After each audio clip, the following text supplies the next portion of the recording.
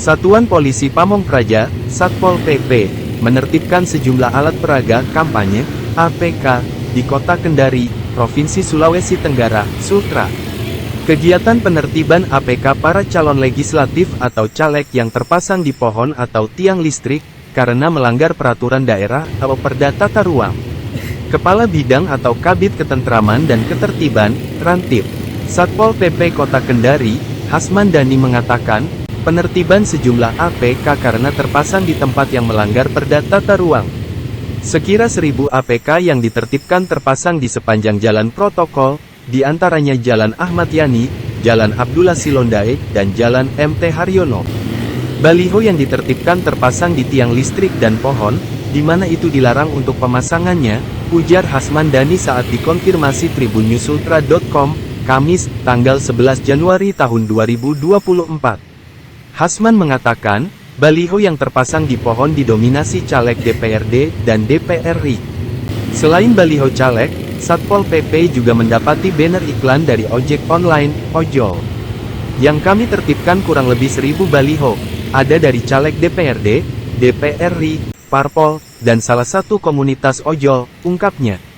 Hasman Dhani menjelaskan penertiban ini sudah dilakukan ketiga kalinya selama tahapan kampanye pemilu 2024. Ia mengungkapkan pemasangan baliho yang terpasang di pohon dan tiang listrik bisa ditertibkan karena melanggar pasal 28 ayat 3 Perda nomor 10 tahun 2014 tentang ketertiban umum dan ketentraman masyarakat. Di situ jelas disebutkan tidak boleh memasang APK di pohon dan tiang listrik yang masuk tata ruang. Selebihnya itu boleh, kan sudah ada kesepakatan bersama Bawaslu, KPU dan Pemkot soal titiknya, jelas Hasman Dhani. Untuk itu, dirinya meminta kepada Bawaslu agar menegur caleg yang masih melanggar, begitu pula dengan pimpinan partai menyampaikan kepada tim suksesnya agar patuh. Karena kami juga pusing, hari ini ditertibkan, besok terpasang lagi, ungkapnya. Ribuan nih? Ribuan atau? Seribuan. Itu titiknya di mana tadi Bang? Jalan protokoler di mana saya itu? Kalau titiknya ini kan kami kan fokus dulu ke jalan protokol dulu. Kalau jalan protokol di titiknya mana? Sambil kita menunggu lagi nih teman-teman Bawaslu, kan begini. Biasanya melakukan pengawasan ini kan Bawaslu atas dasar permintaannya mereka, baru kita turun sama-sama. Tapi tadi penertibannya bersama-sama dengan Bawaslu dan setiap penertiban itu diawasi oleh Bawaslu. Bahkan di pengawas tingkat kecamatan dan kelurahan itu mereka stay di wilayahnya masing-masing. Jadi ketika masuk di wilayah sudah ada mereka. Oh iya, oke. Juga ini. Maksim itu kita sudah surati. Kita himbau jangan memasang di pohon. Tapi memang masih ada saja terpasang di pohon. Namanya Maksim. Jadi kita turun itu semua baliho yang menempel di pohon dan tiang listrik, baik itu caleg, iklan atau promosi, kita tetap bersihkan. Bang, kalau untuk jalur-jalur protokol yang kemarin dia melanggar perda, yaitu yang tertempel di pohon dan tiang listrik, kita sudah bersihkan. Namun yang terjadi setelah kita tertibkan di sore hari, di pagi harinya sudah muncul kembali. Jadi sebenarnya kita ingin juga bahwa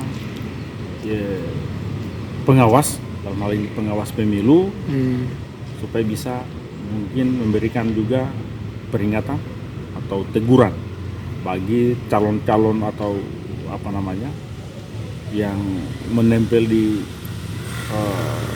bukan pada tempatnya, harus diberikan ketegasan. Ya. Karena di saat yang punya kewenangan ini kan pihak mereka pengawas ya. pemilu. Untuk baliho yang atau APK yang ditertibkan tadi jumlahnya ada berapa?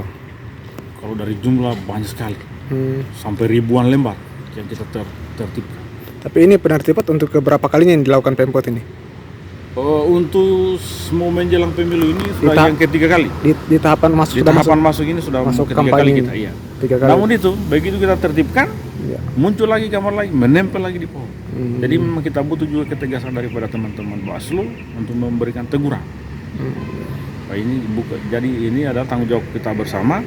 Jangan bukan hanya di Pol PP, tapi ada Pol PP, Bawaslu, KPU. Kan selama ini kan kita turun juga bersama-sama. Iya. Oh iya. Itu Download Tribun X sekarang. menghadirkan lokal menjadi Indonesia. Terima kasih sudah nonton. Jangan lupa like, subscribe, dan share ya.